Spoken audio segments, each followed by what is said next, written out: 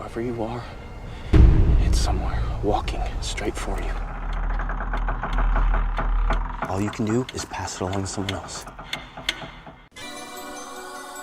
In a world where zombies, ghosts, serial killers, and vampires all exist, it's Nico, Brian, Mike, and Dustin, and they are all that stand between you and the films that could end the world. Welcome to the Don't Go Out There Horror Movie Podcast. Welcome back, everybody, to the Don't Go Out There Horror Movie Review Podcast. Just want to thank all our fans and listeners. I really appreciate all the support. And before we jump into tonight's film review, I just want to give a quick shout out to an interview we dropped earlier this week with the great Eugenie Bondurant. She was in Hunger Games Mockingjay. She's going to be in the upcoming Conjuring 3, which we're all excited about. Highly recommend you go check that interview out. And a quick shout out to our website, don'tgooutthere.com, where you can find all of our interviews, our episodes, our store, our blog, and our social medias. We have Facebook, Twitter, and Instagram. Just search for that on those platforms and you'll find us, or click the link on our website. And tonight is my film review.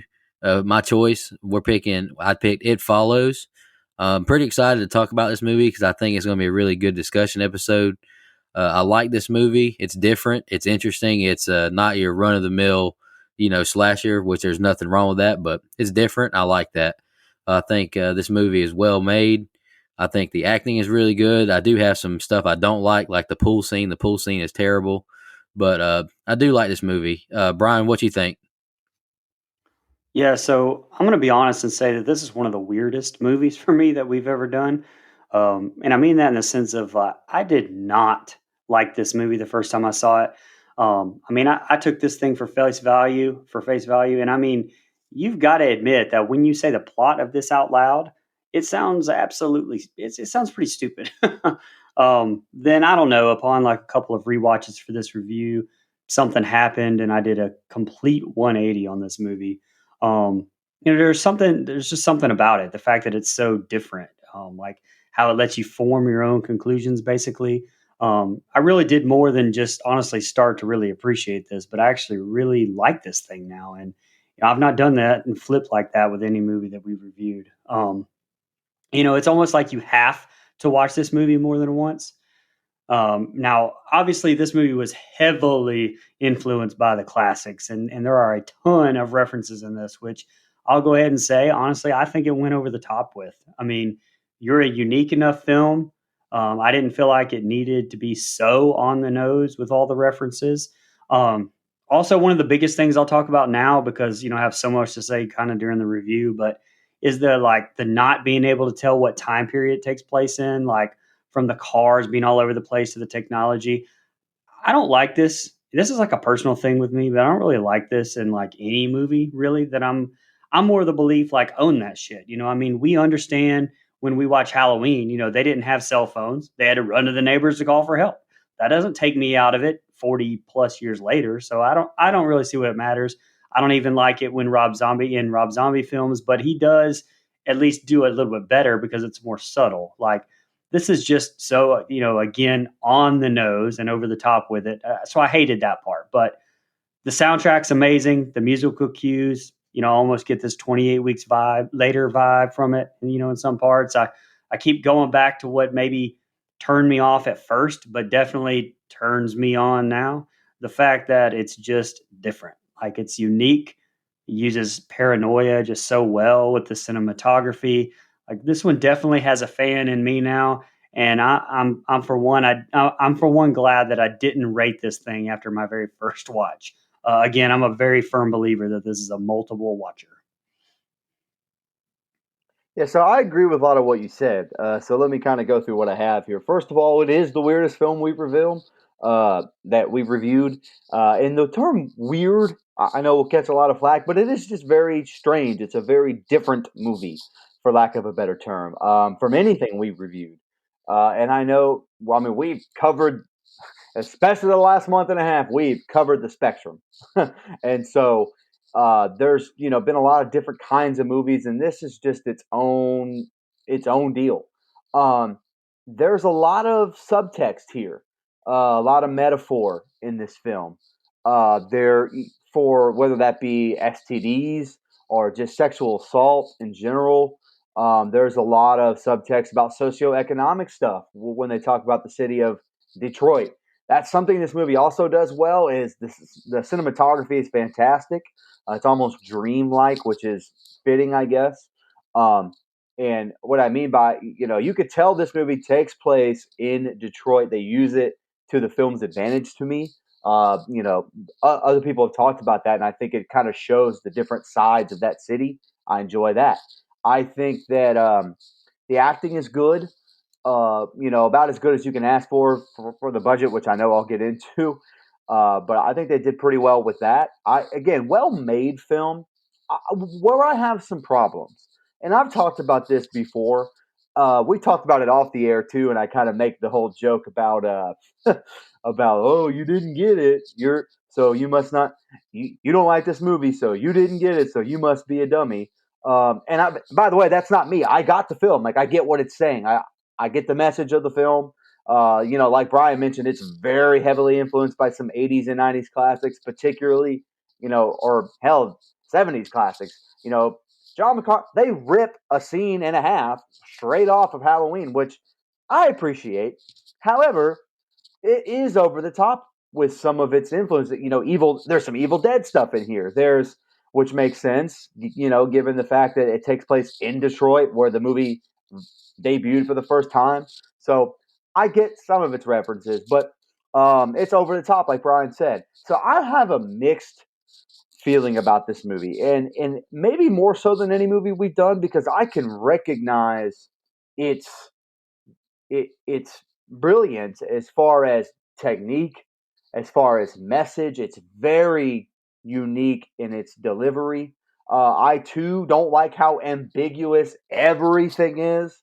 Sometimes sex happens and we don't know if it's consensual. That happens twice.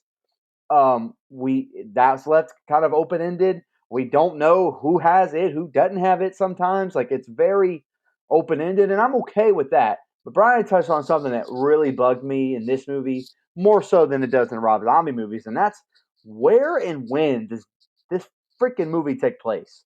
Like, I know it's in Detroit, but if you see her in a swimming pool one day, and the next day she's wearing a heavy coat walking down the street with the wind blowing, man, this ain't Florida in November, man. This is Detroit. What time? Like, when is this movie taking place? And I know it's ambiguous on purpose, so I understand it. But again, sorry for rambling, but I really wanted to get into some of that so we could kind of talk about the movie. But I know this is a discussion heavy episode.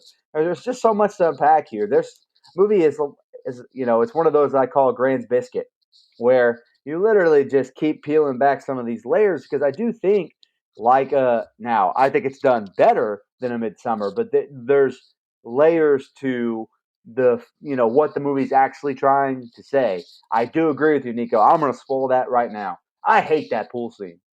I think it's long for no reason. I think the paranoia, which you touched on, Brian, is good, but man, I have some big problems with that scene right there. But I'll save it for when we talk about it. I'm excited to talk about it though, because I keep flip flopping on, do I actually like this movie or do I appreciate the movie? And there is a fine line there. So Well, you talked about the being ambiguous with the time period. I mean, it's almost like it was just trying to be too cute. It's like, here's a TV with antennas, and then here's a updated clam, super fancy, Kindle. So it's like, right, right, it's like you're doing it. It was doing it too much on purpose. Like, and it's just, here's a car from the 70s, and then here's a car from the 90s, and it's like, it's just, it was too much to me. It was just almost like trying to be cutting edge, or trying to be, you can't place me, and you won't be able to place me in 20 years. Well, newsflash, we'll be able to place you in 20 years, the same way that we can place Halloween in 40 years ago. And guess what? It doesn't matter. And so I just think it just went over the top. All right, y'all got any more opening thoughts before we jump into the scene by scene? All right, let's do it. All right, the film starts with a shot in a suburban neighborhood. It pans to a young lady running out of a house with like skimpy clothes on and heels on in a panic. A neighbor asks if she needs help, but Annie refuses. Her dad asks if she's okay, and she takes off running very impressively in heels. She runs inside her house while an awesome score plays. She runs back outside and gets in her car and drives away. She speeds away, avoiding all calls, and she stops at a beach. She sits on the beach with her car's headlights beaming on her. She tells her dad on the phone that she loves him and she's sorry for being a shit at times. Next day, she's found dead on the beach with her leg completely snapped back. Now we're at Jay's house and she's enjoying. I don't know why, but her there's being an above ground pool. Just I liked it. Now we're at Jay's house and she's enjoying her above ground pool. Her sister tells her that Yara and Paul are here if she wants to watch a movie, but she has a date tonight. She catches two young neighbor kids peeping Tomming her in the pool. She goes inside and the three are watching a black and white film on a tube TV. She now asks Yara what she's reading on this clamshell, like Brian mentioned, the clamshell, I don't know, like a Kindle like thing. Yara lets a fart rip now on someone else's furniture. Like, what's wrong with you, Yara? It's not your house. Jay is Man, that's upstairs funny. I now. stayed at Nico's one time and ripped a bunch. So anyway, It's all good. I don't even sit on that couch. Jay is upstairs now getting dressed for her date tonight. I wrote, all right, his name goes from Hugh to Jeff, but he's Jeff in all my notes. She and Jeff are in line at the theater now playing a game where you pick another person to swap lives with and they have to guess who you choose. She guesses wrong and he reveals he chose this little boy. How cool would it be to have your whole life ahead of you? Total freedom. They're in their seats now and Jay picks her person now. Jeff says the girl in the yellow dress, but Jess can't see her. He points at her and Jay thinks he's teasing her. Jeff says he feels bad and he asks to leave. Jay's confused and Jeff says he feels better outside. The two drive away now and go to a diner. Next day, Jay and Kelly walk the neighborhood and Jay tells her how weird Jeff was last night. The girls walk past Greg's house as he washes his station wagon. It's nighttime now and we see Jay and Jeff walking through the woods and they lie by the waves crashing onto a beach and they start to kiss. Jay asks to go back to the car where they have sex. Jeff gets out the car and goes to the trunk as Jay lays across the back seat. She tells Jeff about daydreaming about being old enough to date and hang out with her friends. Jeff gets back in the car and puts a rag with chloroform over her face, causing her to black out. Jeff looks disheartened that he did it. Inside an abandoned parking garage, it seems Jay is bound inside a wheelchair. She awakes and Jeff says he's not going to hurt her and not to worry. He has something important to tell her and to believe him. This thing is going to follow you. Somebody gave it to me and I passed it on to you in the car. It can look like a stranger or someone you know. She shakes and yells for help. Sometimes it'll look like someone you love to hurt you. We see Jeff looking around. He says he sees it. He pushes the wheelchair to the edge and we see a naked woman walking towards them. Who is it? She asks. He says get rid of it by sleeping with someone, and if it kills her, it comes back after him. He wants Jay to know it's real as he flashes the light on her. He pushes her in the wheelchair back to the car, never be in a place with one exit as they drive away. yeah. So there's a lot to unpack here in that set of scenes that you just read. Kind of like Brian said, if you watch this Oh, the no first doubt. time, if you watch this on the first time and you take this at face value, this already seems kind of out of left field and weird, but I like I like that about the set of scenes. Again, I kind of mentioned the cinematography. It's shot like a dream, but it's not so over the top with that lucid feeling where it's not like some of the scenes in Inception where I mean this is just kind of like a moody atmosphere, like a moody atmosphere. We kind of talked about what makes some of those horror classics great, and it's the mood, the tension, the atmosphere. And like we talked about, this movie takes from the classics in that way, and that's a good thing. It uses the score to perfection. That is one thing this movie does so well is the music. It's very John Carpenter influenced, no matter what anyone else wants to say. This not only sounds like Halloween stuff, this sounds like uh, some not They Live, but they're Jesus Christ. I'm drawing. Oh yeah, no, it's They Live. There's some. I mean, John Carpenter is just known for his symphonic sound. It sounds a lot like the 1982 or the 1981 Halloween 2 score than it does the original because it has that '80s symphonic sound in there. But I love the music in this movie, and you get a lot of that. And, Right off, and yeah, go Mike, ahead. And Mike, well, you, I think were the one that actually brought this up like 14, 15 episodes ago when we did Halloween 78. And you, I think, referred to the music as it's being its own character. Yes, And like, that's exactly how it is here too. I mean, like absolutely. it lets you know the tension's coming, lets you know how you're supposed to feel in certain scenes. Sometimes it works, sometimes it doesn't. I think it's exactly the same thing. It's its own character. Sorry, I didn't mean to butt in there. Oh no, absolutely, and you're right because they do the same. This is very around the time. It's a couple years before, obviously, but this is Hereditary does the same thing where the music and noises are their own character. They kind of use it to play off of the characters that are in the movie. So I agree with you 100%.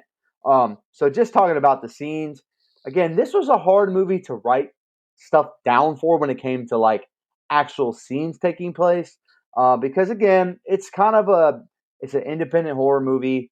Um, but I I'll say this: the opening scene to me kind of is a little out of left field. I know you kind of have to establish it and what it is, kind of anyway. You never really do, but you get the girl with the on the beach with her legs snapped. You kind of like, oh, what's this? You at least have some intrigue there. I like our main characters. I think it's kind of a nerdy group of friends in a good way, like a charming way. Everybody, I know this is not so up to speed of in 2021, but everyone at that age was peeping Tom through the fence at someone. Just saying, it's kind of the way it went. You had the older girl that was in high school. You were in elementary school. You're peeking through the little spot, man. That's just the way it is. Hey, just being honest. I mean, haven't you ever seen The Sandlot? Come on, man. But no, I listen. Uh, again, you get so I go back and forth on whether I like the character of Hugh Jeff, Jeff Hugh, Hugh Jeff. whatever, Yeah, Hugh Hugh Jeff. Jeff. You know, but and obviously he's not a likable guy because he kind of spreads it to Jay. But my thing with that is he's so shades of gray because I feel like he's in an unwinnable situation. The sex was consensual, like, of course, or that's what we see anyway. Now he's Well, still she tells the police the same thing. I mean, she tells right, the right. police that it is However, consensual. I think they, right, and I think they put that in there specifically so it's not right, confusing. Like, right. so And you don't well, think that it was rape. That's just my thought. later in the movie, we get one that I don't know if it's a dream or not. Like I have no idea. Yeah. So again, he's just kind of he's living in paranoia. He's passing this on. And one thing this set of scenes establishes really well early on is a word I've already said, a word that Brian mentioned off the top, paranoia. This movie gets the whole time you're kind of like you're feeling icky or something. Like I don't know, like the whole time you watch it, the characters are feeling icky, you're feeling icky, and it's just like a constant state of paranoia. The garage scene is well shot. I love the lighting there. It's really well done. It's dark, which again I normally nitpick at, but it's dark in a good way. You get the solo light on the naked middle aged woman who ends up playing a role later, which is again, this movie is very strange how everything ties into each other. A lot of loose ends, but that's okay. Um, but no, this scene is well acted by by Jay, the woman who plays Jay, which I'm sure one of you has the name of. But it's so well done. Her screams aren't like shriek over the top 1987 prom night shriek. It's very very good. It's the crying, the everything is so well done, and I like the set of scene because of what it establishes more so than the scenes themselves. Again, this is we talked about The Ring last week. This is not a fun watch. There's nothing fun about watching this movie. It's literally zero fun, sir, as they say in Remember the Titans. But it is intriguing, and off this set of scenes, I'm very intrigued. Yeah, Nico talking about the above ground pool reminded me of that Mitch Hedberg joke where he says, I saw a commercial for an above ground pool. It was 30 seconds long because that's the maximum amount of time you can picture yourself having fun in an above ground pool. Which is true, except for okay. So I didn't look this up, and maybe somebody else did. but that just had to be a location thing on purpose. Like clearly, everyone in this movie at this group of friends is middle class and below. So an above ground pool, that's a freaking luxury, man. I wish I had an above ground pool when I was a kid. Yeah.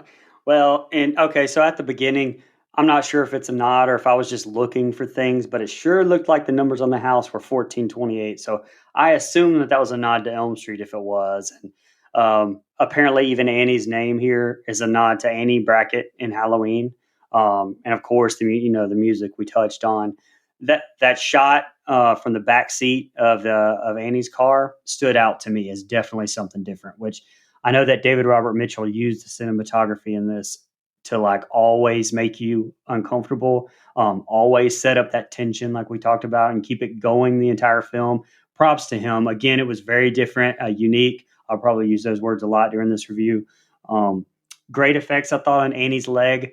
I almost would have, I mean, even if you didn't show it, even if you just pan off of her to the ocean and maybe you hear her dying, maybe hear the leg break, I think that would have been more effective, in my opinion. Something I would have changed. Um, the dialogue, though, between Jay and I think that was her sister Kelly, I thought it was cringy. Honestly, it wasn't very good exchange of dialogue at all. And again, no offense to the actors there, I couldn't do it. I will give props to the casting though, and it does get better the dialogue between the two. But Lily Sepp and Macon Monroe, I don't know if I've said that right or not, but they definitely look like they could be sisters. I thought that was very good casting. Another fun fact: Jay is actually short for Jamie, which was a tribute to Jamie Lee Curtis. And her sister Kelly is named because Jamie Lee Curtis also has a sister named Kelly. So, um, but we talked about this pool scene. That whole pool scene for me, eh, I know you're trying to establish a character and not jump so much into it, but I hated the music there for one thing. I almost would have just rather no soundtrack or something. I don't know, but it was a little bit off to me. I did really like the simple exchange between the group. Um, with Jay and Paul. I can't remember Jay's name. With Jay and Paul and Yara. It has that really 80s group friends vibe, that Mike kind of touched on. It really feels real, and I really liked that. The movie theater scene I loved because it made me feel uncomfortable, or it made me feel comfortable for just a minute, like before it just hitting you with that tension over that girl in the yellow dress. But I like how it didn't show you what he was seeing yet. It kind of held that off. I really did like that. The dinner scene with them, another example of great cinematography where like the shot isn't centered in the screen, and he does this a lot. Like it's off to the side, so you as that audience member continue to kind of look around and feel that paranoia starting to sit in with yourself. Like it does with them. We touched on this. I think this is the scene Michael's talking about being completely lifted from Halloween. That walk and talk scene with Jay and Kelly lifted almost exactly from Halloween. This is one of those scenes I felt like it took me out because it was almost so exact. It was just too much on the nose for me. I mean, I get, throwing it a bone and like kind of hinting and showing it homage, but it was just too exact. I love the lack of soundtrack when Hugh Jeff chloroforms her. You get this just sweet story from her about riding in the car, and then bam, you're just left with like, what the fuck? But I did write down, I did have to wonder, like, my man, you can't get this across without tying her up to a fucking wheelchair. Like, you can't just sit down and have a normal fucking conversation with her, like, at all. Um, all in all, good opening. A lot happened in this group of scenes. Some I think maybe could have been cut. Pool scene for one, you might have been able to do that. But all in all, very good, solid open.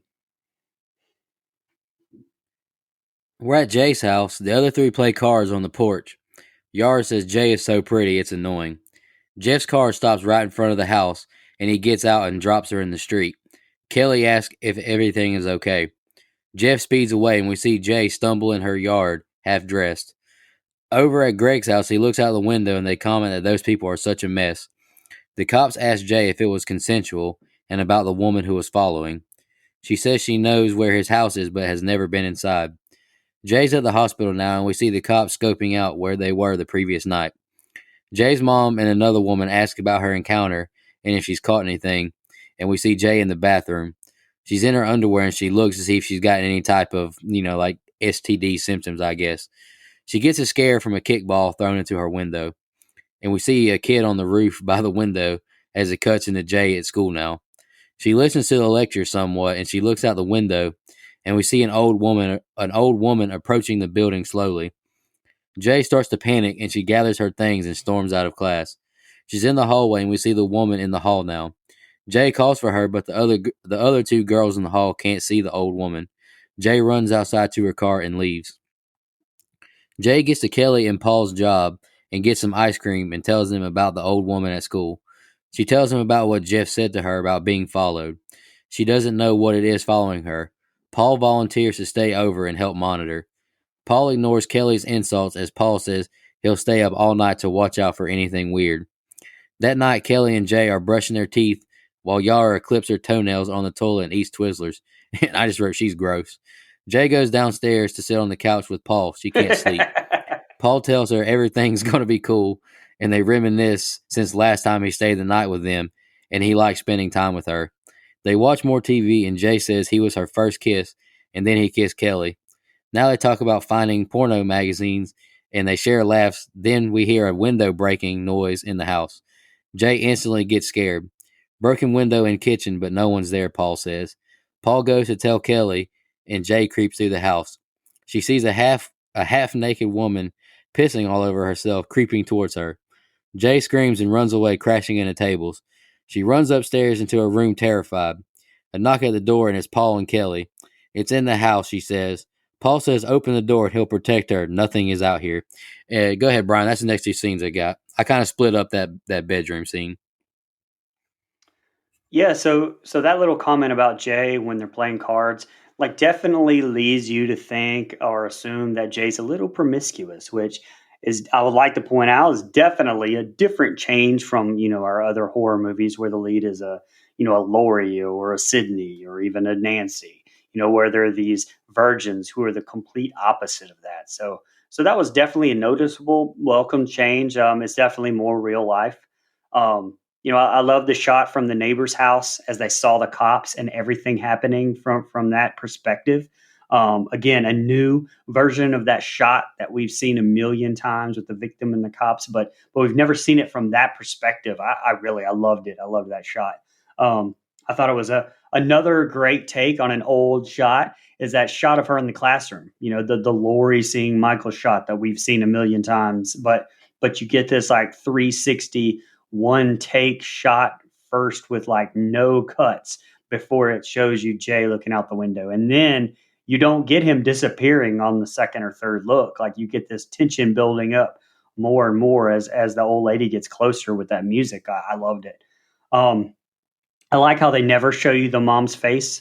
Apparently that was on purpose, but it kind of gives it more of a Snoopy vibe maybe, but where it like differs from something like, Elm Street or Stranger Things, where the adults like really not a takeaway, but are more included, I guess, in the plot. And, and they aren't the focus here, I guess is what I'm trying to say. And, it's the kids and it's how the kids deal with the problem. But every scene she appears in, her face is like either completely covered or out of focus. It's just a nice little subliminal touch from the director there.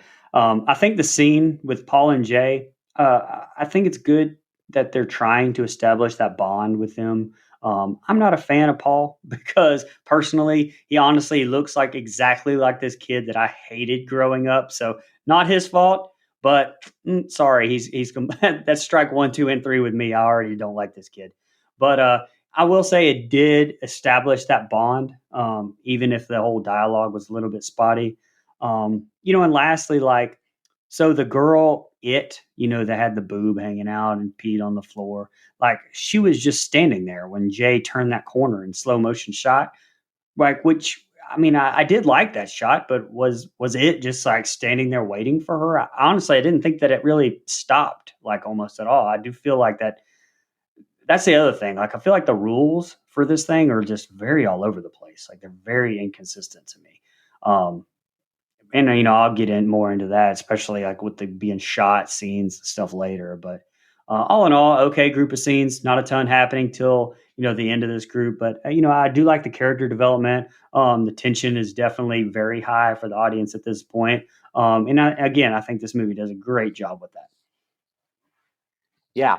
Again, and the word another wrestling reference, only small this time. In the words of Vince McMahon, there are no rules, pal. By God. And that's true. It has no rules. I'm so glad you said that, Brian, because that's literally what I thought. I'm gonna wait so I don't jump around. But off the bat here, the scene where she's out of the car and like gets on the ground and someone that is a brutal scene. Like that's just a very good like wow, like he just dumps her off and leaves, and it's very like you're taken aback because her friends are on the front, they're hanging out front playing cards, and it's like two completely different worlds, and they're on the same street, and it's just very. I love the contrast there. I think it's really well done. Um, I love the police station scene mostly because of the dialogue. It's very unlike the ones you get in Scream, the ones you get in some other slasher films. It's very different where she's very upfront and honest. You mentioned her being promiscuous. She says, "Hey, this sex was consensual. Like I hooked up with this guy." I think that's very different, and I think there's nothing. It's not something a heroine in a movie should be ashamed of. Like it's just one of those things that it's always kind of bugged me a little bit. But that's the John Carpenter and Deborah Hill always talked about that's something wrong that people took away from the first Halloween is the virgin has to make it through. It's like not what they were trying to do at all, to be honest. Right. But it's just kind of funny that just lingered throughout the genre for so long, and it's kind of nice to see the refresher here. Yeah. So here's the thing. There's no way they didn't just like, hey, I really want my movie to have a Halloween classroom scene. Like writing the movie, he had to just be like, I got to have this. I finally have the money to make a film. It's got to be in this film. I'm not gonna lie, a lot of the references are over the top, but I'm a Halloween junkie, so I'll allow it. I'm not angry at it. It's not the same, but I'll allow it. But it was a little bit of a refreshing take. This is almost, and it's so weird. I'm glad you. The scene is almost a combination of Halloween '78, but also Nightmare on Elm Street, the original. The way she kind of like stands up and it's very dreamlike, and she's like, everyone's looking at her and she's flipping out in the classroom. Like that's kind of a combination of the two. It's like, the two, they kind of smushed them together and made an oatmeal cream pie of horror movies. And by the way, delicious little Debbie. Anyway, but so I like that scene too. So again, this set of scenes kind of has some more levity, a little bit more normalcy in a good way. Then you get this scene with whatever it is peeing on the floor. I mean, I don't know if this is The Exorcist or something, but okay. You made my favorite point that you've made this entire show. It is just standing there. Throughout the rest of the movie, though, it literally follows. So I'm very confused. And there's another time where it kind of breaks the rule later in the film. Like standing on a roof. Yeah, and it's just kind of like, well, wait a minute, what is it like? And so there are no hard and fast rules with it. The director has kind of talked about that in interviews where there really are no rules. Whether they try to establish rules up front with Jeff or Hugh, as I like to call him. They try to establish rules, but then those rules really aren't the rules. And so again, like Vince McMahon said about the XFL, there are no rules, pal. So again, I like the set of scenes until we get to that, and that kind of was a little funky. But again, shot really well. I love that shot that they get. I just wish there was a little bit more of a hard and fast rule. Again, I feel like at that point I'm looking for stuff, but I do like continuity in my film, and that kind of breaks it up a little bit. So not a bad set of scenes by any means, though. All right, she lets them in the room and she paces around. She says she needs water. She tells them about the girl in the kitchen. Another knock at the door and Paul grabs a broom, but it's just Yara. They open the door and we see a giant man behind Yara. And Jay freaks out, obviously. She climbs out the window and she takes off on a bike as Greg and another lady watch her ride off. Jay stops at a local playground and sits on a swing. She looks around cautiously as she swings gently. She sees people walking towards her, but it's just Paul, Kelly, and Yara. She hugs Kelly and tells her she's scared. They ask what she's running from, and he asks if they see that, and she asks if she sees that person, but it's just Greg. Paul tells them someone broke in the house, and Jay doesn't want to go home. She says she needs to find Jeff. Greg leaves to go get his car. They drive through Detroit and get to Jeff's house, and I wrote, it's a dump. They break in and scope the place out. He's got newspaper on the windows and like bottles and cans attached for, noise to let him know if someone's trying to break in. Kelly jump scares Jay when the wall in the closet collapses. Paul goes upstairs into his sleeping area, and Greg checks out Yara on the counter. Paul finds Jeff's porn and dirty Kleenex collection beside the bed, and he just sits right beside it disgustingly. What's wrong with you? And Paul he finds a touches it. picture What of the fuck? Jeff with another girl with a Letterman Throw jacket that thing on. away. Golly, I never understood Nasty. that. It's nasty. It's There's a garbage nasty. can like right there. That's just nasty. Whether you're using it for your smeat, whether you're using it for your nose or your hose, it really doesn't matter. It's disgusting. It's disgusting. They see the picture with Jeff with another girl with a Letterman jacket on as Lawson High School.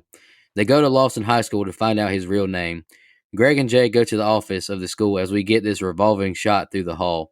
They find his name in a yearbook. The two get in the car with the other three, and Greg rubs her shoulder, which upsets Paul. They drive off as we see someone approaching the car, but she's not really acknowledged. They're at Jeff's parents' house now, and Jay asks his mom if Jeff is home. And I wrote, she lets a group of complete strangers into her home. Jeff tells them what's going on. All you can do is pass it along to someone else. She's a girl. It'll be easy to pass off. Greg doesn't believe it. Jay is playing with grass, and Jeff asks what if they see that. And Jeff asks if they see that girl as he's in a panic. He tells Jay, wherever you are, it's walking towards you. Drive somewhere and buy yourself some time. All right, go ahead, Brian. That's the next two scenes I got. Yeah, I love that shot of the tall it, just kind of sliding behind Yara. That music prompt I thought was great. Just a little fun fact: Mike Lanier, who played the very tall it, is a 7'7" Detroit resident, 7 foot 7 inch Detroit resident who designs engines for General Motors and is one half of the world's tallest twins. So just a little fun fact there. But right after that, you get another take on a chase sequence. I love the choice of shot by Mitchell here, where Greg's just like smoking in the car, but you see like everything happening, behind them. Again, something you would normally be focused on in another horror movie. It's kind of in the background of this, and I really love that. I can't say that enough. Um, I will say I half expected it to kind of pop around on a bicycle and chase her, but then again, I realized that we'd probably done too many horror comedies lately, and that's probably not going to happen in this one. Um, I love the paranoia, the tension that it builds up in the playground. How it slowly shows you like each side of her, kind of like you're checking her peripherals. I was going to get pissed if it showed up here because I was like, she just fucking rode her bike a long ass ways. If it's walking up and caught up already, fuck that. So I'm glad that they did not make that choice there. Props for that because I was ready to get pissed. Exploring the house. I think that went on a little too long for me. They could have definitely cut along a lot of that. Paul finding the magazines, with the used. Come on, that's disgusting. We that's nasty. I mean, you can't find a different way for them to have the picture without having, to touch jizz tissues. I don't know. It's gross. Um, anyway, once they got to the school and you get that awesome like 360, just one shot over and over again. If it's cut in there, you can't tell. They did a great job, and I love those honestly. And you don't even need to hear that conversation that they're having with the librarian or whoever they're having with the school. Like what's going on. You're a smart audience, and finally a director respects you. So it's so unique, and it continues to just further emphasize like always looking around, always on a pivot, always keeping an eye out, even when the actors or actresses aren't. Um, the circle scene. Okay, so I don't know. This rubbed me the wrong way. It seemed like just so out of sorts. Like, how did they all decide to go outside and sit in a circle? Because I mean, if you're friends, this asshole basically raped and really hurt your friend's sister, or friend slash sister. The animosity would be just off the charts. Plus, like, how did the first time go with Jay seeing Hugh Jeff again? How did we get to this point where we're all suddenly just cool enough with Hugh Jeff that we're like letting him sit in the circle and even give us this exposition dump. I mean, it's almost like The Ring last week, where she just let her boyfriend watch the video and already thinking it was a killer video, just like, man, fuck you. Like, he knew he literally just handed her a death sentence. Like, give me something. Give me like her being pissed. Give me one of her friends punching him, being his ass for her. I don't know, something. It just seemed really bizarre. Um, anyway, this fun fact here, this scene where Jay is like lining up those blades of glass on her upper leg. Later, when she inspects herself after it at the end has kind of grabbed her under the water in that public pool, she finds exactly 5 marks on her leg, just like that. So it was a nice little callback. I thought so. Anyway, go ahead, Mike. Yeah. You touched on on a lot there. First of all, you made my favorite. You already made one of my favorite points, but you're making another one here. There's some inconsistency with how, and I kind of touched on it already. How are we supposed to take Hugh? Because we're supposed to see him as a bad guy, but it doesn't really feel like this group of friends is treating him as such, and that's kind of what I take away from this set of scenes. You know, going through this elaborate way to find his house. You know, they drove. Yeah, they went to the house. They inspect his house or a house. I don't know. It's disgusting. I don't know. You know, I kind of mentioned hose or nose. We kind of know it's for the hose. That's disgusting.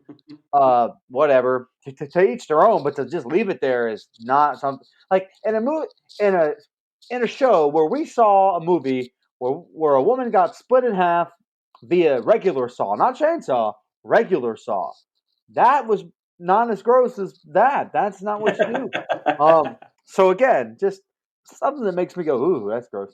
Yeah, clean your stuff up, gentlemen. That's all I'm gonna say.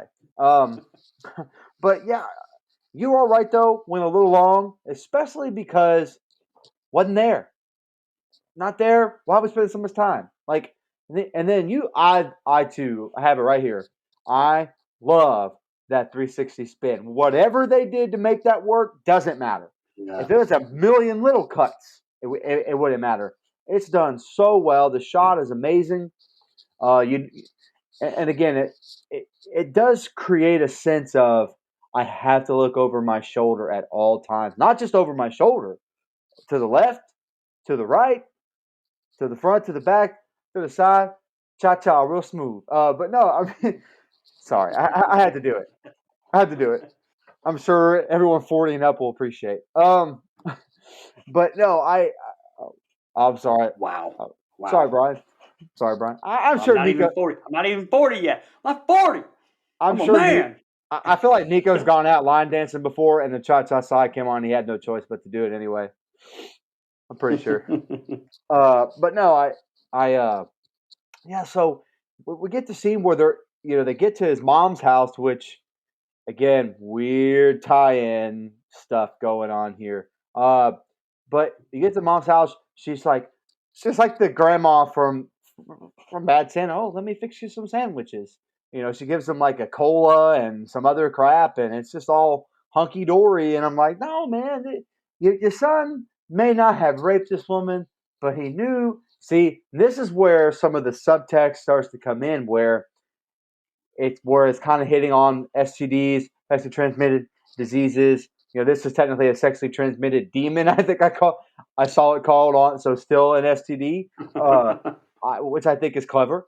It's a clever metaphor to get the message about it out there, because a lot of people have sex knowing they have an STD and they willingly give it to a partner of theirs, and that's not okay. And neither is giving a demon to somebody when you know. And so again, it's just kind of one of those. It may not be rape, but it's assault. Just by having that, knowing that, and doing it, it's still wrong. So we should really hate Hugh, but they don't. So what are we supposed to like? It's very weird the way they convey that. I tell you one thing I did like about this scene though, and it's my last thing about that is when the girl in the soccer shorts she looks like a soccer player, so I'm just making assumptions here. When she's walking in the grass, they play the music. They kind of like change the lighting just a little bit to where it looks like it could be it, and it's just a normal girl walking through. Like that is a good fake out. If you're ever going to do a fake out, which I'm normally not a fan of, that was a good one because he's like, "Do you see that girl right there? Really well acted." And everyone goes, "Yeah." Oh, okay, okay, okay. My bad, man. But again, just this set of season starts to get a little bumpy, a little confusing. Not in a bad way, in more of a midsummer hereditary witch or the vitch or whatever you want to call it way, where it's like, what's going on here? Like, we get the ultimate premise that it is a thing and it follows you, given the title, haha. But like, there's way more going on here that's just so bizarre. And this is kind of the set of scenes where it starts to really kind of take a bumpy ride. Not in a bad way, but it just does. No, before I go on, I just want to say I agree with you, Mike. I really like the Jeff, the false freak out, because I think Jeff and Jay, they do such a great job of just, God, you got this forever paranoia you have to live with. It Right. seems like, Yeah. and I love seeing the paranoia on him because he's more scared than Jay is. And it's not even following him right now. Right, right, uh, and yeah, and I love the direction to go back and forth between their POV and the friend's POV where they don't see anything. I love. I Yeah, think in me this too. movie, in this movie they execute it so well, that flawless switch back and forth between what Jay sees and what the friends see. I think is really, really, really well done. Me too. oh yeah. The group drives off, and Kelly asks Greg if his mom is going to freak out. She won't know, he says. Kelly asks Jay if she's thought about passing it on as Paul listens on. They arrived at Greg's family getaway home. Paul watches on as Jay and Kelly sleep. Next day, we see Greg walking down to his shed on the beach, and he gets a gun out of like a latch box and shows Jay how to shoot at a target range. Greg says he should be nicer to her as she bullseyes a cereal box. They're sitting on the beach now, and we see someone walking in the distance.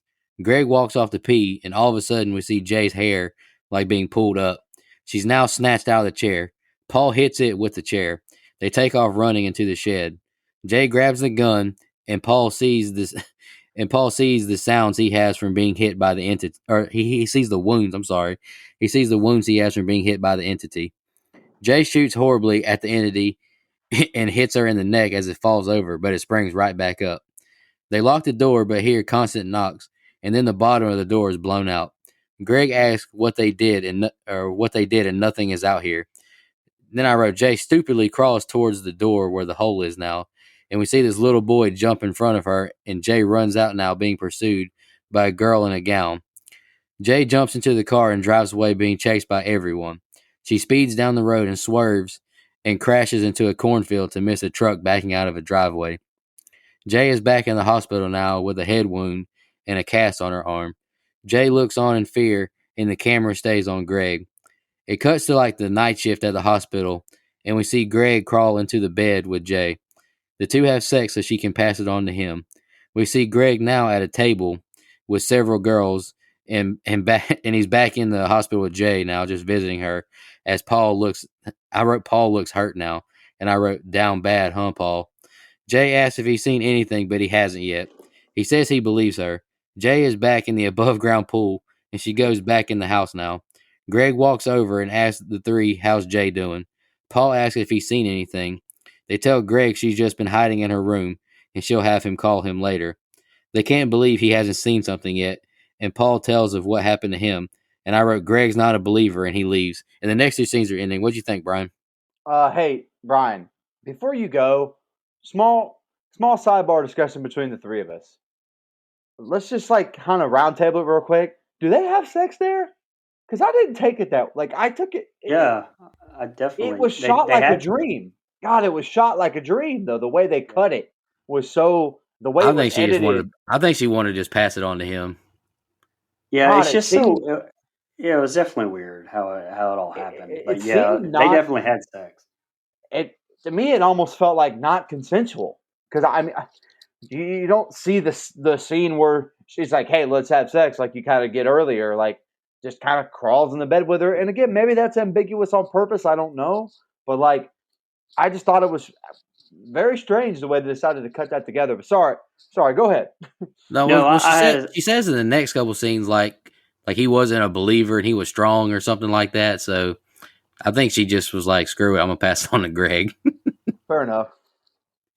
I feel you there. Yeah, well, I wrote the same thing. I mean, I didn't understand how it even happened. I mean, because it wasn't established at all. And yes, like later on, they talk about like, well, yeah, I had sex with him in high school, so it wasn't a big deal. But like at this point, I'm just like, what the fuck is even going on here? And how is she just okay with passing it on? And I don't know. Like, I wanted it to at least, show her being maybe at least a little bit hesitant, like the least bit hesitant, and maybe Greg talk her into it and say he doesn't believe it but he'll take it for her or something. I don't know, just it just seems out of. I wrote this too. It seemed like out of character for the whole established relationship that we have to this point here.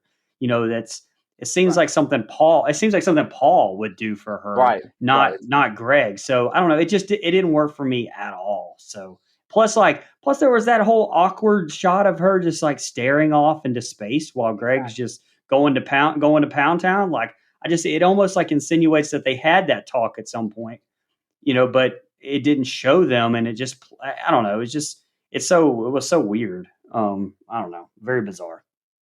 Um, anyway, uh, the car scene at the very beginning with them driving up to the cabin. I liked it right up and to the part where like Kelly says, what did she say? Have you thought about like what he said and passing it on?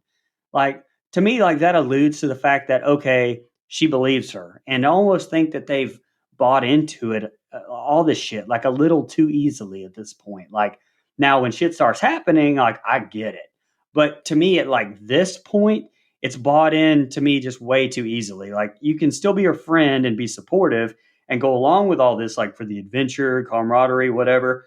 But to like really believe it at this point is a little bit crazy to me. Um, Now the shots of like the car driving in the woods, all that could have been cut. Like that drug on a lot to me. There's a lot of wasted shots, like showing Greg going to get the gun, okay, but like showing every single step that it took for him to get there. Like I don't. Again, I mean, it almost like lulls you, to a sense of security until they do get on the beach. Like, and you can see over her shoulder that lady walking through the woods, and it's not some crazy, ugly woman. So you're not sure, like, is that one of the kids? Like, it hasn't shown me all of the kids yet. And then you kind of get one in the ocean, and you kind of start to counting, and you're like, oh, wait a second, shit, that might be an it. Then you kind of see her hair come up, but just from Kelly's point of view, with nobody there, I fucking loved that shot. I thought it was great. I will say that Paul, I felt like got up a little bit too easily from that massive kick to the ribs. Like he went about 10 yards and just got right back up. That was almost Marvel superhero to me there. Um, but again, the rules of this thing. This was one of the parts I was talking about earlier, because here in this set of scenes, like it's established that, okay, a gunshot is going to just temporarily subdue it. Like, really, I mean, hold on to that for later because that changes. But but then like Jay, she just drives off, left them like they were running after the car, like just stop and let them in real fast. And you avoid this whole entire children of the corn fucking wrecking into the farm here, where like it's just bizarre to me because like she's not that far away from it, like at all. It's still pursuing her right there at that point. How did she get to the hospital? How did all that happen so quick that it didn't get her? I mean, like, plus, what the hell happened in that wreck? Like, she wasn't even barely going fast, and she just stopped real quick in the corn, but suddenly she broke her hand and it knocked her out. And like the whole hospital scene, like I'm just thinking about all of this stuff during this hospital scene. So none of that tension where it's showing the people in the hospital, none of that really like did anything for me or hit me because, honestly, I was just completely just distracted by that. And then we get the whole Greg fucking Jay just out of the blue part, which we discussed. Um, well, my biggest part of this was she said it had been like 3 days, and that thing didn't catch up to them by at least to one of them by that point.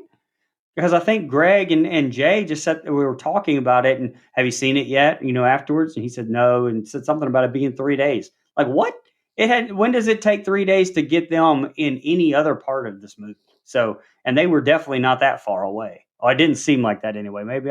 maybe I'm off on the geography, and maybe I'm supposed to be. So, but anyway, go ahead, Mike. Yeah, so the thing you just touched on to me is the thing where it really hits on it being a metaphor for the dangers of sexual activity, quite frankly, because it doesn't have rules. It follow like having that having that in the back, like maybe not or having sex with someone you regret, or one of those things. Catching like that's in the back of your mind, and you only think about it sometimes. So sometimes it catches up with you, sometimes it doesn't catch up with you.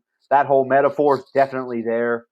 So I think that's what that is. Now there's some inconsistencies that if you're just taking it on face value, it's kind of annoying. But when you think about what it's a metaphor for, it makes a little more sense. But yeah, so I really like this set of scenes for a couple reasons.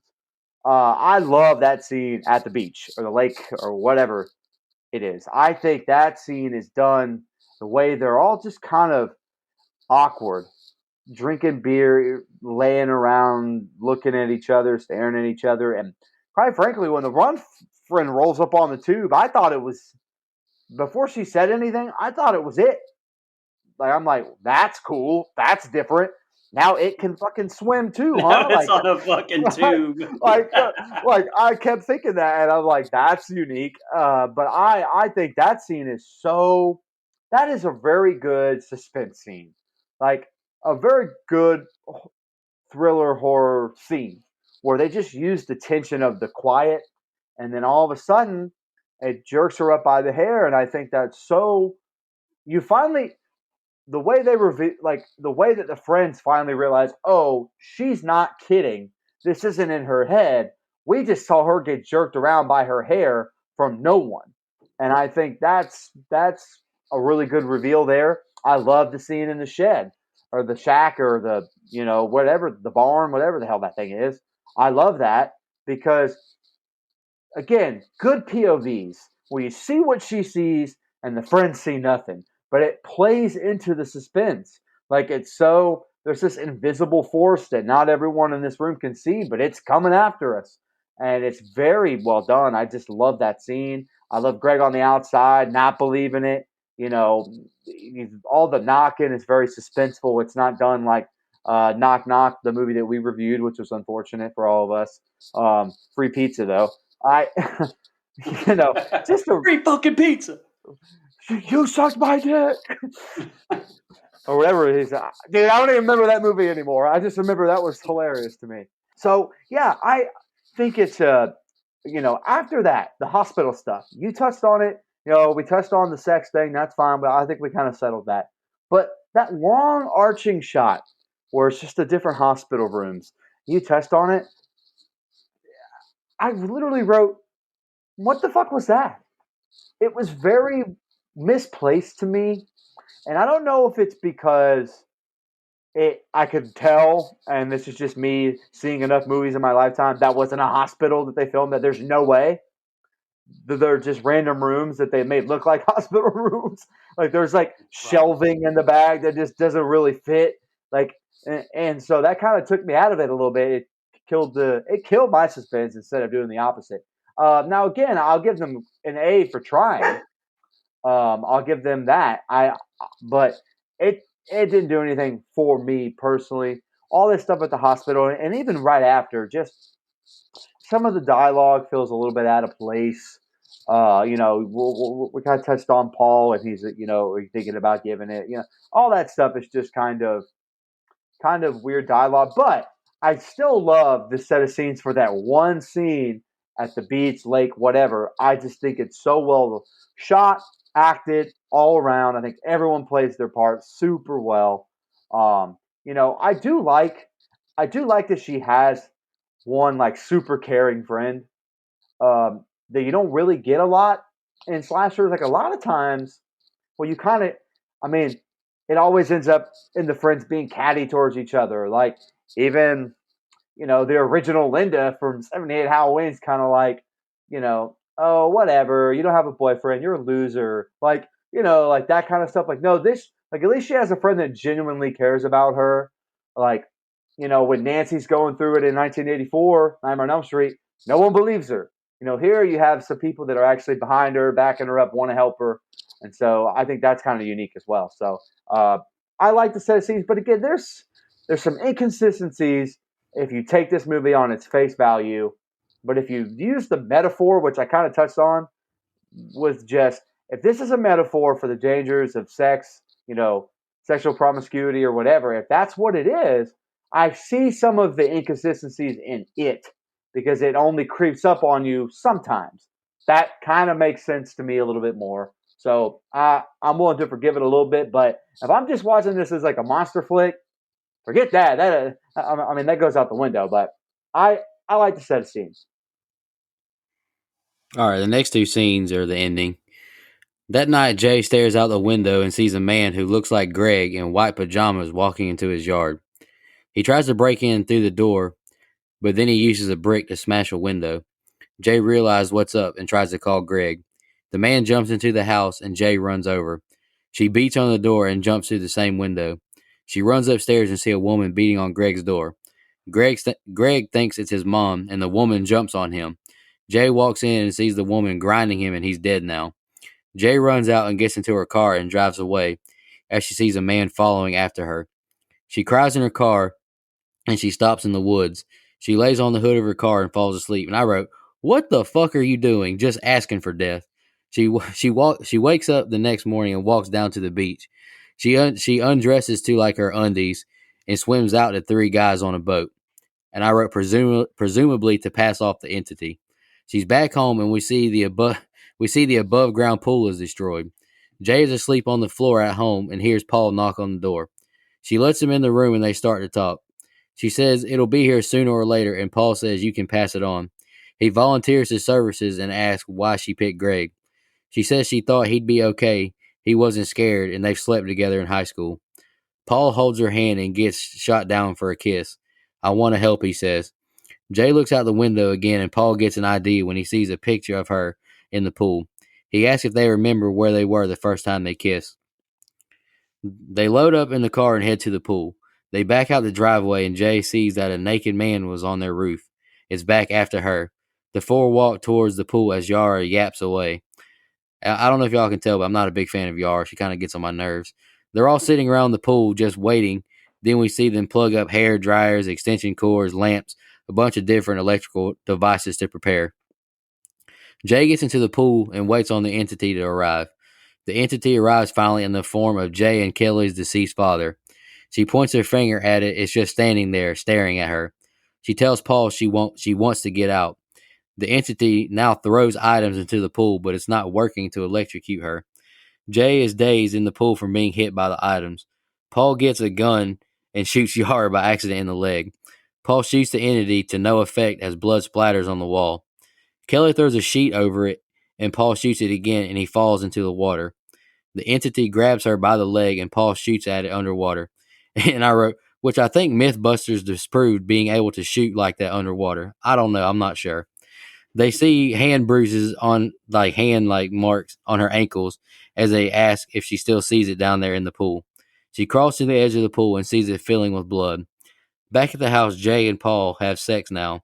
He asks her if she feels any different, and she asks him the same. Paul drives by several prostitutes and gives them the double eye. They check on Yara at the hospital as she reads off her little clamshell thing. Now we see Jay and Paul holding hands walking the sidewalk of the neighborhood, and we see a person behind them following, and the film ends with a title card and the score. All right, Brian, what do you think about the ending? So I actually don't really care for this group of scenes, but it's not for the reason that you probably think, honestly. Okay, so I love the Greg scene right up to the point where it gets him. What the fuck happened? Like, so it dry humped him to death? Like, why is that the way that it killed him? Dude, that's your mom. Oh, not What's the Stif meta? and Hey, what's the not metaphor Stifler's for mom that? either. Yeah, That's not hey, Stifler's mom either. well, hold on now. She wasn't. I mean, call me sometime. But I'm just saying, not if she's my mom, though. That's gross. What I'm saying is, what's the metaphor there? Am I supposed to believe there's some kind of abuse in the home? I don't, I I'm very. That's the one scene I don't know. I'm you guys last week with some scenes in the ring. I don't know what the fuck is happening here. Yeah, and I don't have. Sorry to interrupt. I'm not you like in the ring because I don't have a fucking explanation because I don't know why it killed him that way. But then we saw like Annie's leg just bent in half. Like, why did he get dry humped by his mom? I don't get that at all. Anyway, moving on. I do like her, how she just kind of sits back and then kind of sleeping on her car hood, threw her out in the woods. That's definitely a callback I noticed at the beginning where Yara is like reading that story in the porch and says that quote where it says something like one must feel a great longing to sit down and wait, come what may, which seems to be the point that she's at right here. So I really did like that. I caught that callback on the second or third watch, but um, the three guys in the boat scene, come on. Just cut that shit. Like you don't need that at all. Like I know it's left ambiguous on purpose and there's debate on if she had sex with those three guys on the boat or not, but I mean, what's the point anyway? Like either she did fuck them and it caught back up to her fairly quickly, or she didn't and it caught back up fairly quickly. So I guess I don't really get the point of that whatsoever, and I don't think it even should be in here, honestly. Like plus, like did she get her cast wet? Because I mean, that's a big cast no. I don't know if you've ever had a cast, but you don't go get it wet like that. So I mean, didn't you know that? Did you not listen to the doctor here? It's not the first time, by the way. Um. Anyway, Paul's got to read the room here. When he gets into that room, trying to kiss her. Come on, like, and what was your plan? Have sex with her right there on the floor with her sister and friend asleep? No, no. You got to read the room, Paul. More questions. Another one I have is like, old dude said that it was slow, but it's not dumb, right? So why was it on the damn roof when they were leaving? Like it just had to take the time to get on the roof. Like why didn't it just get her, ground level like it does every other time? Like, did we just want a shot of old man balls on the roof for shits and giggles? Like it makes no sense to me whatsoever to be in there. Also, all right, so the pool ending. This is the part where like you probably think I hate, but I really don't. Like, first of all, I think it's fucking hilarious that it just started throwing the shit in at her. But that made me laugh. Like I was like, oh shit, that didn't work. But I don't have it because of like what the doctor said. I don't hate it. I mean, because of what the director said about it. Like when asked about it by Vulture, David Robert Mitchell insinuated that they're just kids trying to find a way to defeat the threat in their own way. Like he explains, like it's the stupidest plan ever. Yeah, it's a kid movie plan. It's something that Scooby Doo and the gang might think of, and that was sort of the point. Like, what would you do if you were confronted by a monster and found yourself trapped within, this nightmare? Like, ultimately, you would have to resort to some way of fighting it that's accessible to you in this whole physical world at whatever age you are. And that's not really going to cut it. So I get that. But I like that explanation actually. So what I didn't really get though is like you shoot it in the head point blank, that basically does nothing.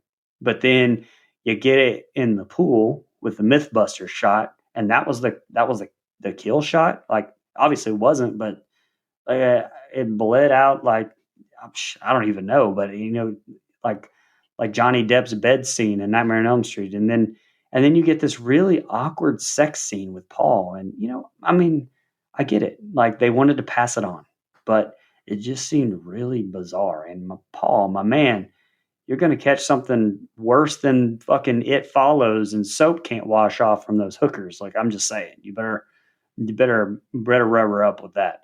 Now, with all that said, I do like the very last shot with them walking, and kind of seeing what could be a person or what could be it following them. All in all, I think there was a lot of miss more than hit on the ending here for me. Okay, my biggest gripe here, this ending. This is, uh, it's frustrating because I feel like they did such a good job of building anticipation to this ending to see how it was going to all wrap up, and it's it's not a wet fart in church. It's not that bad, but it's not good either. I half of me thinks they just shot that scene so they could get the cool visual with the blood in the pool. Like Like that's kind of how that feels, like just that artsy look, and that's fine. It's a cool shot, it's a cool visual, but some of the stuff beforehand where it is throwing the appliances and like that's there's some tension and suspense there. I just think there's another way to find this entity and take care of it. And I don't know, it's just not very satisfying. You don't really see it go away. It's just it's frustrating. Now let's go. I kind of already touched on the scene with Greg. I don't really need to beat a dead horse here. Like she beat him into submission apparently, but like I just it's so very it's a weird death, and the next thing you get is what I would consider a weird ending. And so you get a lot weird, for lack of a better term, because I don't have another word for it. Just a very out of place things, and I don't know if that's in there because it's out of place. And you like this thing is capable of doing anything. Like I understand that, but that's not a good visual. Could have gone my whole life without seeing some pseudo incest, as Dead Meat James called it. That's because it's not. I mean, it's not real. It's not real pseudo incest, or it's not real incest. But I mean, she's kind of taken over by a demon or an entity or whatever this thing is, and so a little funky. Not my thing. If it's your thing, yeah, so again, just not a big fan of incest in my horror movies. It's not my cup of tea. Again, I don't know what the metaphor is. I guess it went over my head, and I'm a big dum dum pop, so I'm willing to hold that L right there. I kind of already touched on the end. Just a lot for it's a lot of bang for a little buck, and I don't feel like it's very. It just doesn't wrap it up in a bow, and I know that's probably the point. And so, if that's something that's your cup of tea, good. I just think the ending kind of made me fall a little flat. Um, I like the symbolism of Paul and her walking down the street holding hands. I think, with somebody following them, but we don't know if it's it or if it's not. And I think that's a good shot. I love that ending, that closing. Um, you know, a lot of people don't like when movies end like that, but that doesn't bother me. I think it kind of wrapped everything up a little bit better. So I'm glad they didn't end on the pool. I'm glad they ended on the shot they did, but to get there it's just a bumpy road. I wasn't a big fan. No, I'm with you. I like the ending, but if it would have ended at the pool, not that would have been a terrible ending. Uh, let's jump into. Y'all got any more final thoughts? We jump into a few fan questions. No. All right, the first question we got is from Michelle Mirza, one of our super fans. Big shout out to Michelle. She wrote, "Great movie. If you guys had to take a guess, what do you think it is, and can it ever be stopped?" I'm just going to go out on a limb, and I'm going to get real deep and philosophical. I'm gonna compare it to just a bad decision in your life. No matter what you do, you can't really escape it. Yeah. And even if you do think you escape it, eventually it'll come back up to you. That's just my deep philosophical Aristotle kind of reach. Y'all got any And thoughts on that? I think that's exactly what it is. Whether that be, like this movie kind of touches on the dangers of sex. I mentioned it a million times. Uh, I think it's a metaphor for whatever you want to use it for.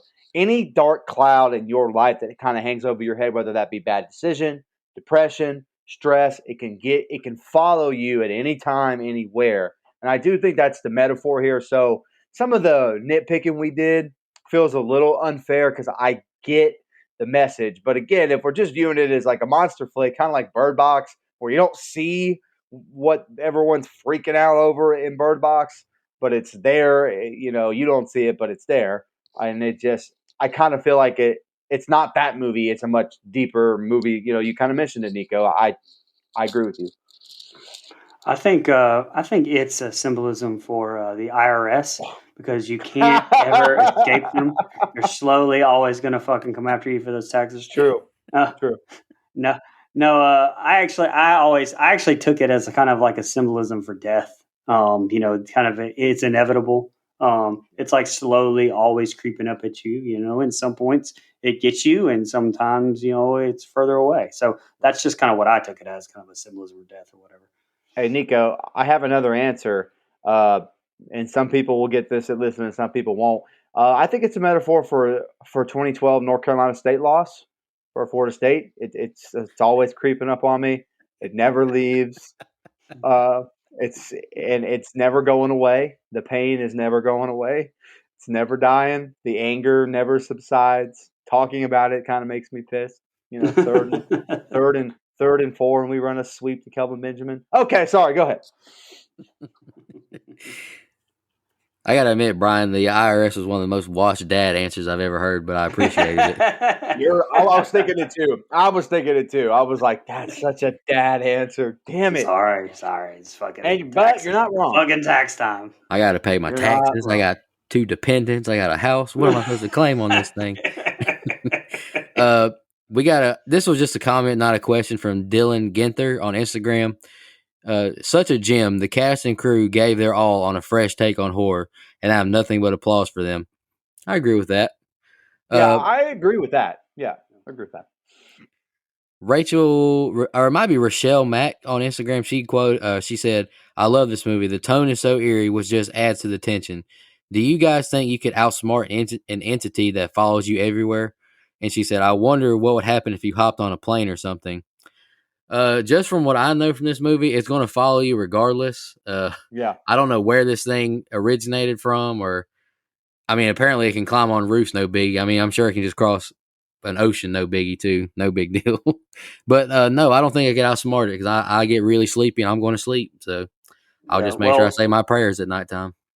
Well, David Robert Mitchell actually said when he was quoted in some interview that neither condom nor same-sex gender or same-gender sex would stop the monster and the curse would still be passed.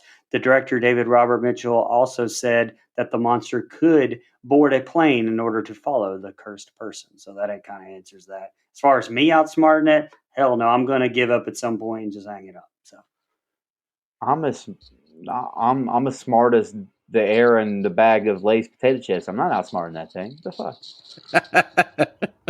There's a lot of air in them bags of chips, though. That's my brain. You're welcome. The last question we have is from Nan Sanity Official. She wrote, "I really enjoy this movie. A lot of people say that the movie is a metaphor for STDs, but I disagree. I feel like it's actually a metaphor for what it's like to be the survivor of sexual assault. This movie is simple in its concept and executes it brilliantly." I can see where you could draw that metaphor. Yeah. Again, I think this movie is a metaphor, honestly, for whatever you want it to be. Oh, yeah. I really do feel that I kind of mentioned it in the first question, is any dark cloud that kind of hovers around you. And I didn't even think about it being a metaphor for sexual assault the entire time. It obviously touches on the themes of that, because regardless of whether she's sexually assaulted, raped, or whatever, she's violated by the fact that he willingly gave her this disease or entity or whatever. So I can understand that the same way I can understand it being about depression or suicidal thoughts or anything like that that just kind of hangs around. I think, I do think there's maybe not STDs. Maybe I was wrong about that earlier. Although I do think that's there clearly because it's transmitted through sex. Yeah. I just think that the big overarching theme is any dark cloud in your life. I think that's kind of the metaphor that you can use here. Well, let me read you these 2 quotes. So one's from David Robert Mitchell. He said, "Basic idea of being followed by something that looked like different people. That was very slow and always kind of came from a recurring nightmare that I had when I was a kid. Later, as an adult, I added the sexual aspect of passing this terrible thing on. It came at 2 different points in my life." But this quote really kind of sums it all up in exactly what Mike was saying. Author Neil Gaiman once said that if someone tells you what a story is about, they're probably right. If they tell you what that is all a story is about, then they're definitely wrong. So, it could be like Mike said, pretty much anything you want it to symbolize: taxes or death or STDs. So there you go. Or 2012 NC State. Or 20. 2016 North Carolina for me. Anywho, let's jump into our fun facts. And Brian, actually, that quote you just read from the director was my first one. I was just going to answer the question, but you knocked that out for me. There's his the time frame of the movie is intentionally kept ambiguous so that it resembles a dream. Some of the cars shown are from more recent times. Many appear to be from the 60s to late 80s. Early CRT television sets are shown whenever the characters are watching movies. Conflicting technology include Yara on a device that looks like a shell compact, but she reads from it like an ebook reader and using it as a light source at one point. Also, the girl from the beginning of the film uses a cell phone and drives a modern automobile with several modern vehicles in view. And yeah, I kind of disagree with you two a little bit. I kind of liked how ambiguous it was because I think it was just I could see where he is trying to paint this as just as a dream, but I can definitely understand why you don't like it though. According to the production company, the film's budget was 1.3 million and was shot entirely in the state of Michigan for tax advantages. A year after its theatrical release, hope I didn't steal your thunder, Mike. I'm sorry. It grossed Totally over 20 stole it. million. You David son of a Robert bitch! You Mitchell. stole my only part of this whole show. No, I'm just kidding. Stolen valor. David Robert Mitchell has cited Give me the your works freaking- of George A. Romero and John Carpenter as major influences on his style of filming and creative decision on It Follows, and you can definitely tell. And my last one is Rotten Tomatoes ranked this film as the sixth most praised film in 2015. Brian, you got any fun facts? I didn't. There's most of those fun facts. You read. The only thing I wanted to read because it was kind of. I'm not going to get into every single one of them, but it's the list of all of the actual references in this movie. I'll just name what movies they were. Like, if you want to find out exactly what the reference was and how it relates to the movie, go to IMDb and look there. So it's there. Um, but the movies that it referenced was The Thing from Another World, 1951, Creature from the Black Lagoon, 54, House That Roared, 59, Charade, 63, Repulsion, 65, Night of the Living Dead, 68, Let's Scare Jessica to Death, 71, Carrie, 76, Halloween, 78, Shining, 80, The Thing, 1982, Paris, Texas, 1984, and A Nightmare on Elm Street, 1984. Makes sense. Yeah, so I had the budget and gross, but somebody on this show already said that, by God. That's okay. No, but no, I didn't have any fun facts. I did. I mean, I did want to say that I hope I didn't misspeak during this show, because I do get this movie, and I think it's really unique in what it's trying to do. I know it's caught a lot of praise, but it's also caught a lot of flack online, just for maybe being too layered. And I don't look, I've kind of railed against that before because I do think you can get so obtuse with stuff. Wow, look at my Shawshank Redemption vocabulary. I do think you can get so obtuse with stuff that it starts to not make a whole lot of sense and if you don't make any sense on the surface, then you don't even want to make me look deeper. Midsummer, looking at you. Um, but again, this is just such a unique horror movie. Is this movie scary? No. Is it a horror movie? Yes. It's a different kind of horror that we're dealing with here. It's not a man with a knife. It's not a ghost. It's talking about a lot of deep stuff. And I just kind of wanted to throw that out there because I didn't want to include it in my final thoughts because I was just going to kind of quickly sum up the movie. I thought it I don't know. was I don't know, Mike. really interesting. I think it is a man with a knife, and it is a ghost, and it is a mom that humps her son, and it is anything it wants to be. And it's 2012 Florida State. Okay, here we go. Let's go. Let's do this. All right, let's jump into our favorite kill, least favorite kill in the rating. Does anybody want to go first tonight? If you don't mind, I'll read off Brother Dustin's, who will be back with us next week. All right, sounds good. Okay. He says, it follows. Favorite kill. We didn't have much to go with, so I picked the one that didn't involve the mother loving. Plus, Annie's leg being snapped like that was a cool visual. Least favorite kill. Could have went without seeing Greg's corpse getting ravaged by his mother. Oh, dear God. Final thoughts. It's a clever and original take on the dangers of sex, which is something we kind of touched on here. I love the visuals of the movie, from the lighting to the cinematography to the setting. The score was phenomenal. Overall, I like it and will definitely watch it again. Rating an 8. Wow, Nico. He liked a movie Nico picked. Just so you can It hear doesn't count though. He has to be here to like right. it and like it. It's got to be a double Oh boy. whammy. Just because I'm sure you're not tired of hearing my voice, I'll go real quick. I have the same favorite and least favorite kills because there's only two, and one wasn't incest. So yeah, that sounds pretty good to me.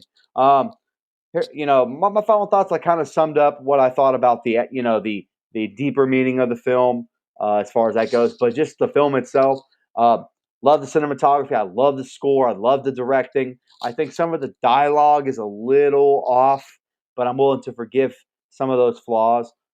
Is this a movie I enjoy watching? No, it's not. It's literally kind of what we talked about last week. It's not a fun watch. It's not a fun movie to sit down and go through. But I do think it has its place in horror, and I appreciate the fact that it got made on a pretty minuscule budget. So uh, I like the film. I don't love the film because it's just not an enjoyable watch. But I appreciate the filmmakers and the actors and everyone involved and what they did to just do something different and unique, and it holds up. And so I give it a 7. And I hope that's not low for some people, but the enjoyability factor isn't high for me. But I do think it's a really, really well made horror film. Well, No, Jesus, given that I don't know, I thought you were going to give it like a 2 or 3 based on what you said last week about it. Well, So I was like, oh man, I want to make it clear.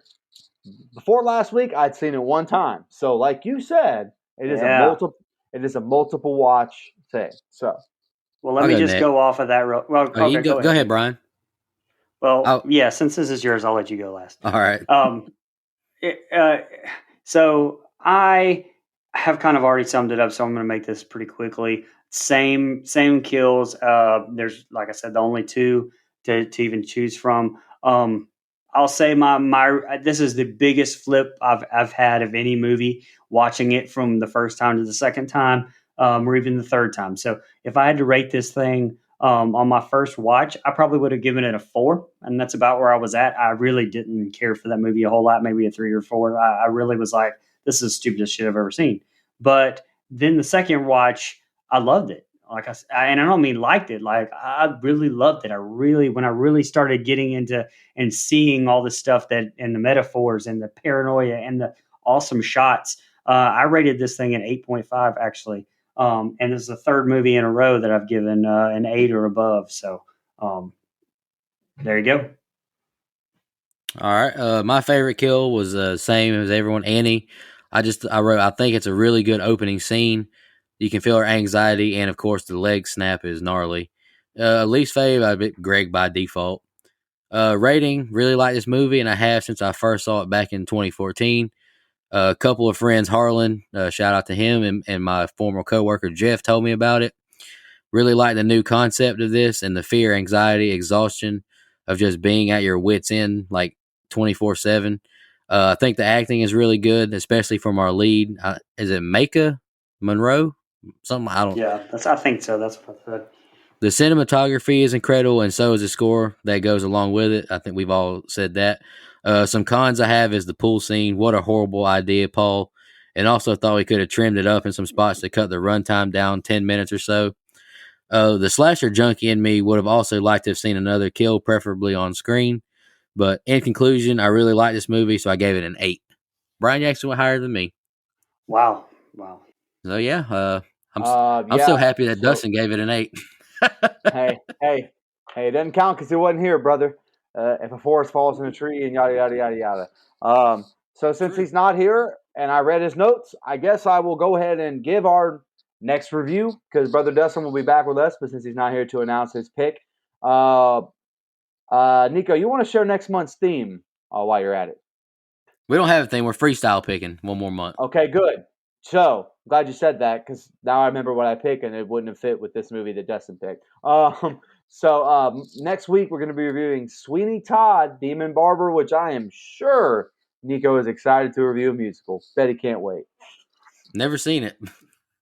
But no, I'm not Well, excited to be honest. But I do really I like Johnny understand. Depp, so I'm going in with an open mind because I do like Johnny Depp.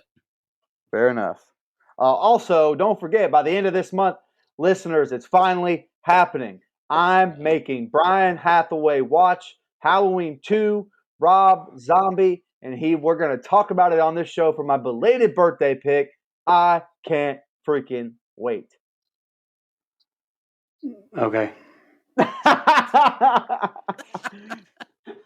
He's just here so he doesn't get fined. Really enjoyed Oh. reviewing It Follows tonight. Appreciate you guys joining me. I'm glad I got some pretty good reviews. Y'all got any more final thoughts before we get out of here? No, great film. Definitely go out and watch it twice. Yeah, Nico, thanks for picking a film I actually like. Let's do this again sometime.